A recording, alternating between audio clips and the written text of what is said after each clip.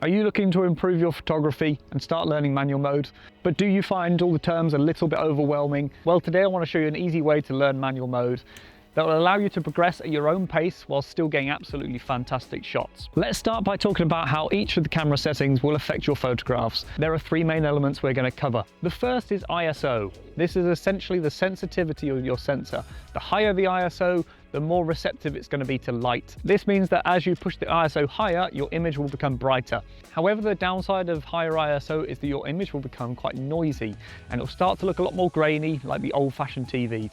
Next up is shutter speed. Shutter speed is going to be an incredibly important factor when determining how sharp your shots are, especially for fast-moving subjects. Generally, you want a higher shutter speed when you have faster-moving subjects. However, we need to note that when we have a higher shutter speed, we're going to be letting less light into the camera at any one time. This is kind of like when we pour a drink. In this example, the bottle is going to represent our lens, and the glass is going to represent our sensor, and the liquid inside will be our light. If we have our shutter open for a very short period of time, then we're going to get only a little bit of light in our sensor. However, if we have our shutter open for a very long period of time, we're going to get more light in our sensor. This means our sensor is going to be having to work less hard at any one time. Our final setting is the aperture. If we imagine the top of this bottle is the aperture of our lens, then a very small aperture is only going to let in a little amount of light at any one time. Whereas a very large aperture, I hate these caps, whereas a very large aperture and a low f-stop is going to let in a lot of light at any one time.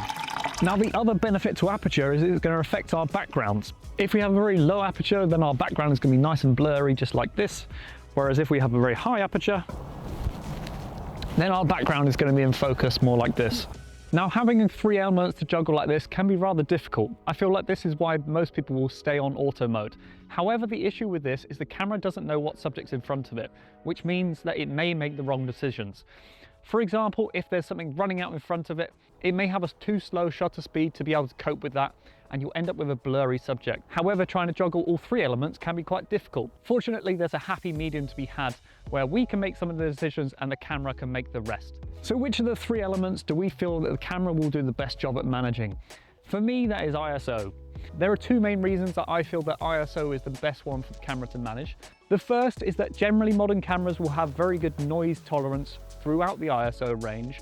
That means we can be rather flexible with it and it still be getting a good shot regardless of what the camera decides. However, I will show you a tip later that will mean that we can limit the ISO range that the camera will use. This means that we're very unlikely to get an image that's going to be too noisy and ruined by the camera. The other reason I feel it's great to have the camera control the ISO is it's the one that's easiest to fix in post. That means if we do have a too noisy image in the end, we can use software such as Topaz or Lightroom to denoise that image and remove some of that noise, whereas it's far harder to save a blurry photo. This is the reason why I feel like it's more important for us to control the shutter speed, which is going to determine how sharp our photo is, and also the aperture, because I feel that that's the one that controls the sort of creative elements of the photo. As you saw earlier, how blurry the background is. So how do we get the camera to control the ISO? Well, we use a setting called manual plus auto ISO. To do this in your camera, you'll set the dial wheel to manual, and within the ISO settings, you will set that, unsurprisingly, to auto. In the ISO setting, this is generally where you're going to find the limiter, although it will vary by the brands. On a full frame camera like I'm using right now, I would limit the ISO between 100 and ISO 12,800. In this sort of range, you're generally not going to get too noisy an image unless you're cropping really hard into that image. And on an APS-C camera, I'd be a bit more narrow with that range. I would generally go between ISO 100 and about 3,200, maybe 6,400. Obviously, this is all going to vary based on the make and the model of your camera, but hopefully these are nice guidelines to use and for you to play around with. So in these settings, what the camera will now be doing is creating a balanced exposure for you. So all you need to do now is to focus on getting the correct shutter speed for the moment that you're capturing and the aperture that you want for that creative element. Because the camera is trying to make a balanced exposure, in some situations, what you're going to have to do is use exposure compensation. In scenarios where the background is very bright, but our subject is quite dark, a good example of this would be a bird flying against an overcast sky. What you're going to do in these situations is raise that exposure compensation. This ultimately means you're probably going to lose the details in the sky, but you're going to retain the more important element. That is the details within the feathers of the bird.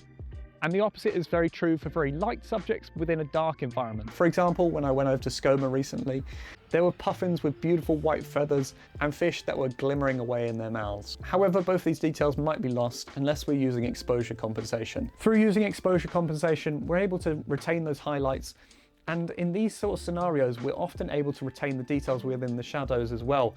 It's often the case that cameras will be able to retain details within the shadows a lot better than they are within the highlights. I really hope you've enjoyed this video. If you have found it useful, please drop a like on the video. It helps the channel out an absolute bunch. And if you want to see more wildlife tips, don't forget to hit the subscribe button, and I will catch you at the next one.